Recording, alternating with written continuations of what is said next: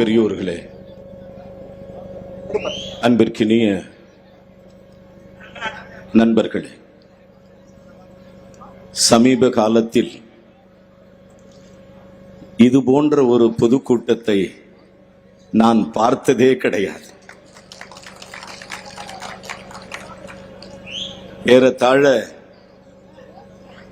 ஒரு கிலோமீட்டர் தூரத்திலே காங்கிரஸ் பேரியக்கத்தினுடைய தொண்டர்கள் அணிவகுத்து நிற்க தமிழக காங்கிரஸ் கட்சியினுடைய தலைவர், வணக்கத்திற்கும் போற்றுதலுக்கும் உரிய நம் நெஞ்சமெல்லாம் நிறைந்திருக்கிற மாணிக்கம் தாகூர் அவர்கள் சிறப்புரையாற்ற இருக்கிறார்கள் என்கிற செய்தி மிகவும் மகத்தான செய்தி. இந்த நிகழ்ச்சியிலே கலந்து கொண்டு சிறப்புரையாற்றி அமர்ந்திருக்கிற சுற்றுலாத்துறையினுடைய அமைச்சர் மாண்புமிகு நண்பர் ராஜேஷ்குமார் அவர்களே, நாடாளுமன்றத்தினுடைய உறுப்பினரும் பாரம்பரியமிக்க காங்கிரஸ் பேரியக்கத்தினுடைய சொந்தக்காரரும் அண்ணன் வசந்த் அவர்களுடைய இளவலுமான அருமை தம்பி விஜய் வசந்த் அவர்களே, மற்றும் இந்த நிகழ்ச்சியிலே கலந்து கொண்டிருக்கிற நண்பர்களே, பெரியோர்களே, தாய்மார்களே, மாவட்ட தலைவர்களே, வட்டார நகர மற்றும் நண்பர்களே, அன்பிற்குரிய நண்பர்களே, உங்களிடம் மிகப்பெரிய எதிர்பார்ப்பு எனக்கு தெரிகிறது. அந்த எதிர்பார்ப்பை என்னால் உணர முடிகிறது.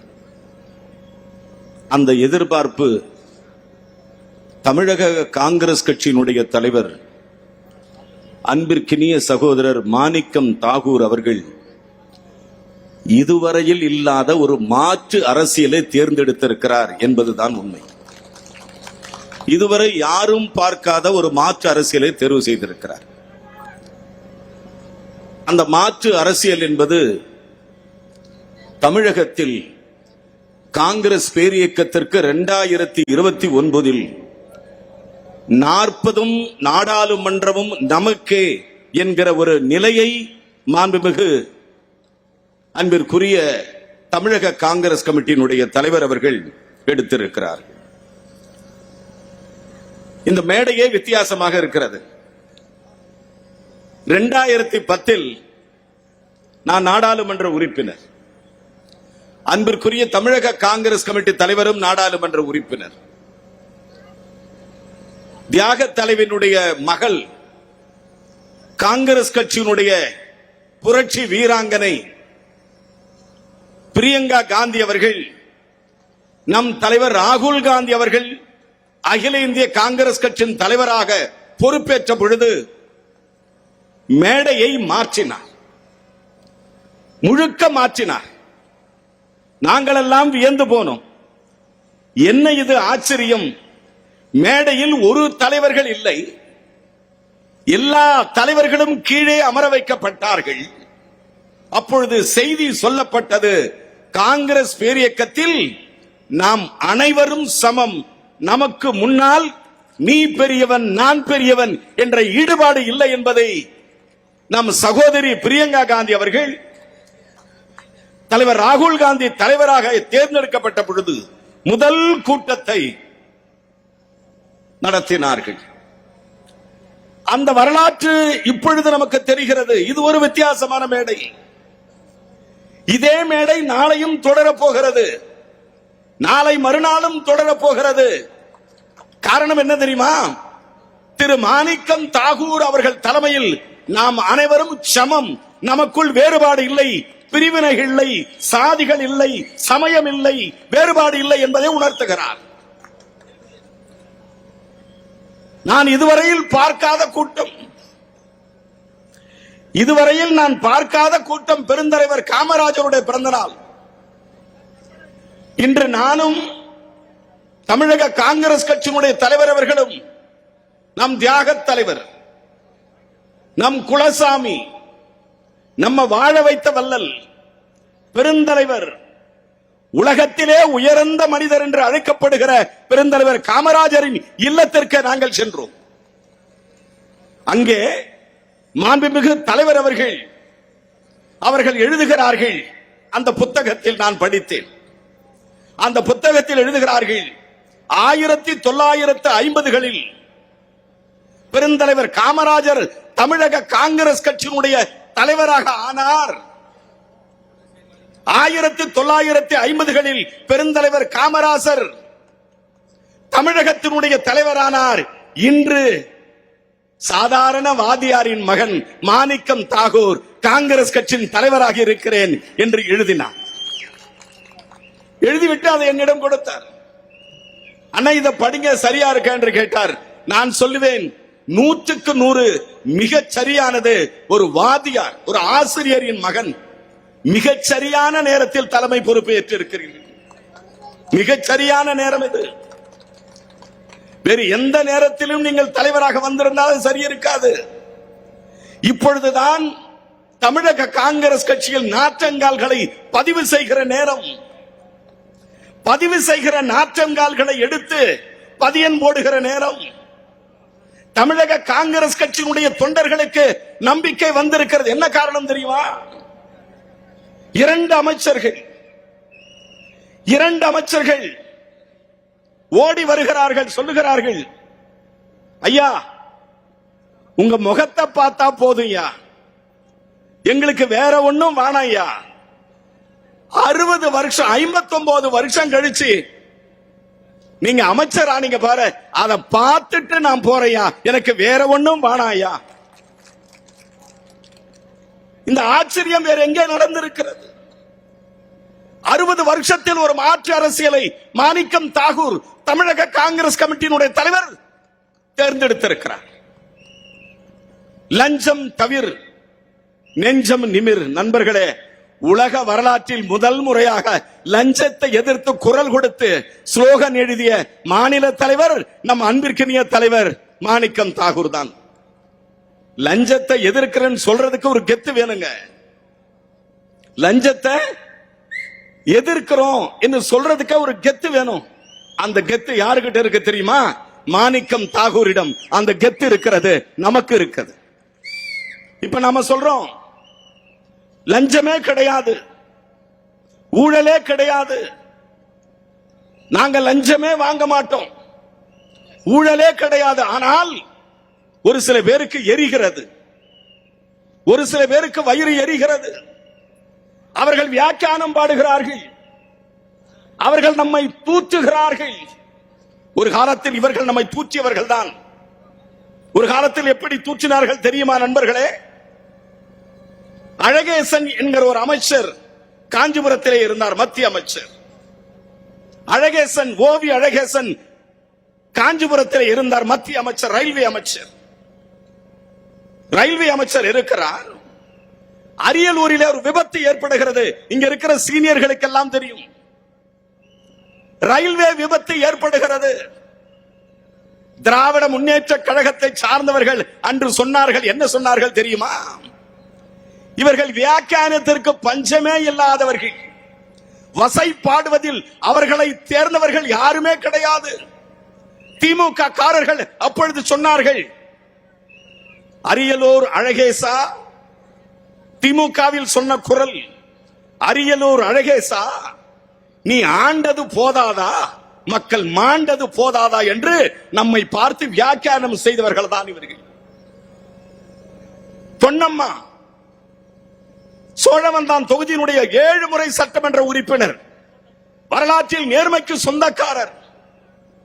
பொன்னம்மா, சோழவந்தான் பொன்னம்மா, சோளம் விலை என்னம்மா என்று கேட்டவர்கள் தான் திமுக காரர்கள். கொஞ்சமா நஞ்சமா நம்மை வசைபாடுவதற்கு அவர்கள் ஓய்ந்தார்களா?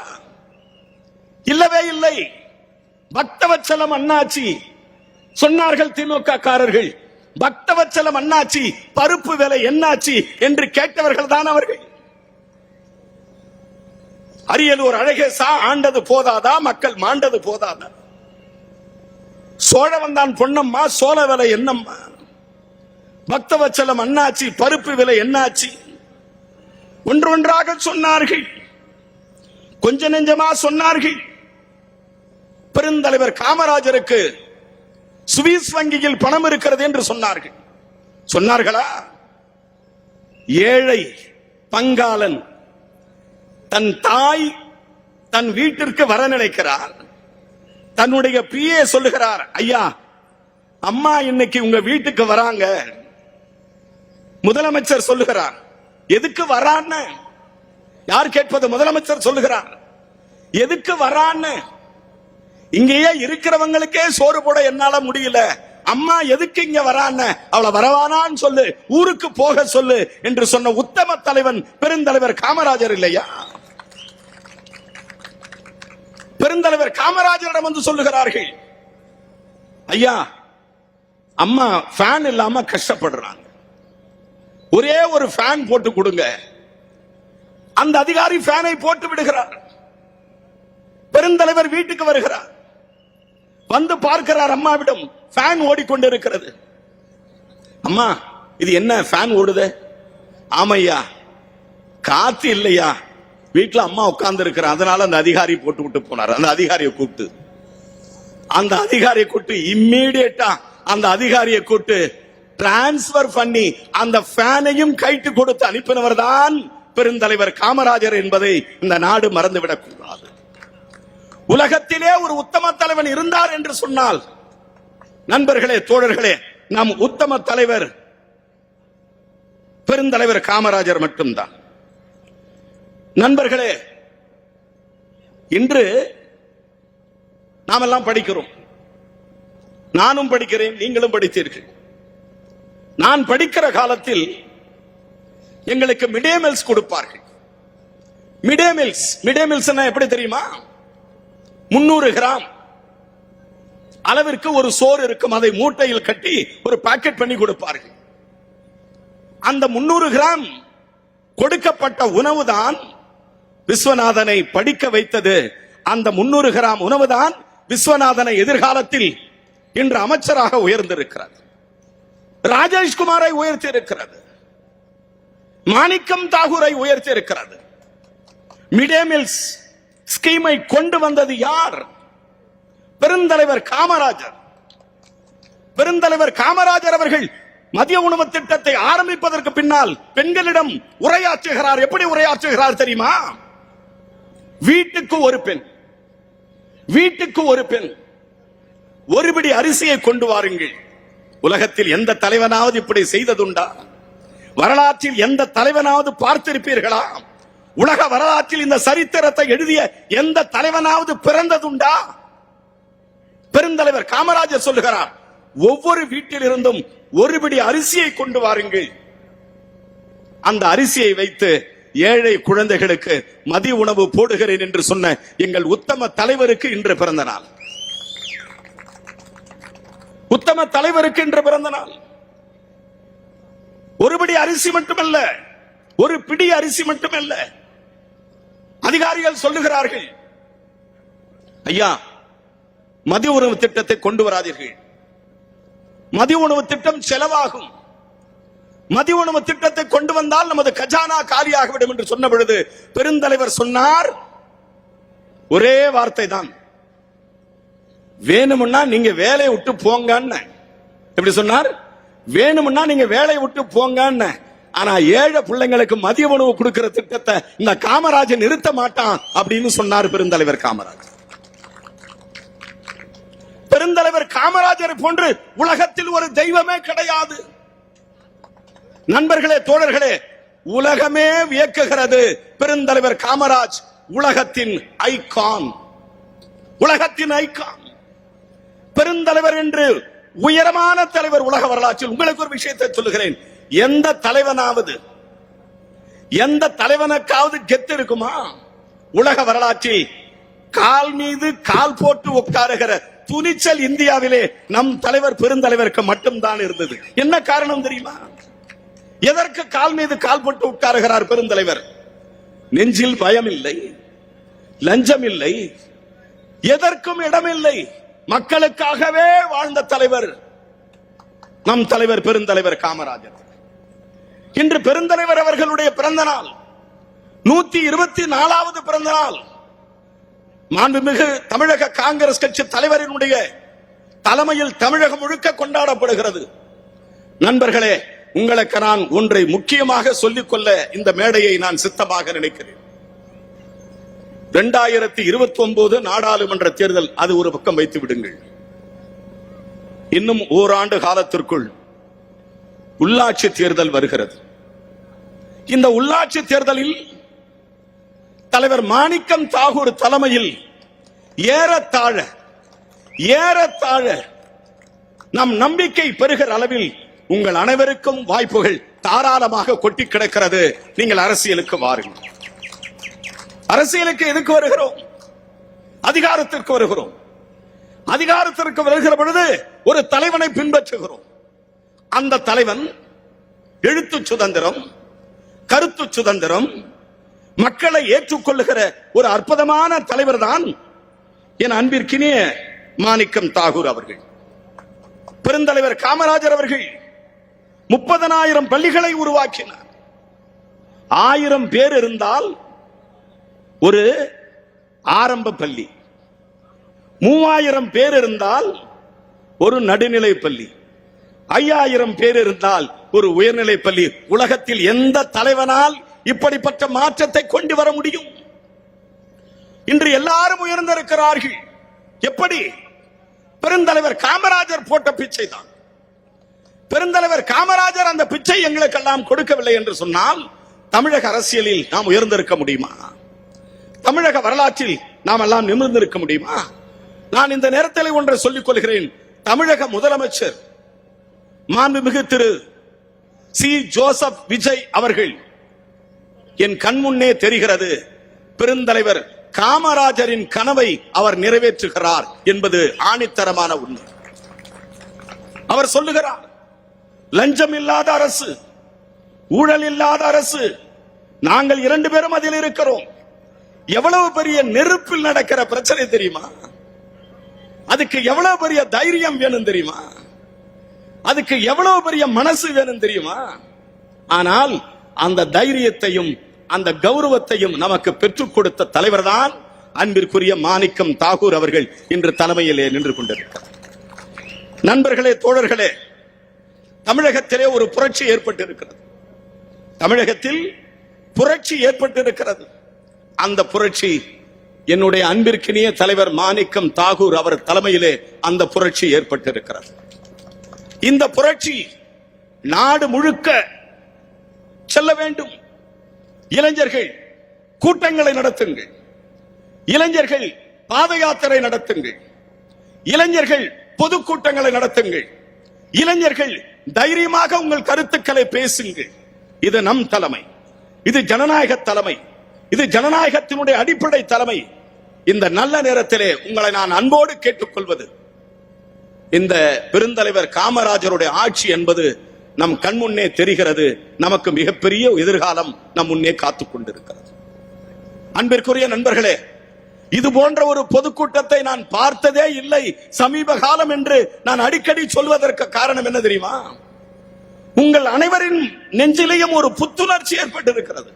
இவன் நமக்கு செய்வான், இந்த தலைவன் நம்மை சரியாக வழிநடத்துவான், இந்த தலைவன் நமக்கு பங்கை சரியாக கொடுப்பான், இந்த தலைவன் நமக்கு ஆளுமை உள்ள தலைவன், இந்த தலைவன் நம்மை ஆற்றல் மிகுந்த தலைவனாக இருப்பான் என்று தமிழக காங்கிரஸ் கட்சியில் நம்பிக்கை ஏற்பட்டிருக்கிறது.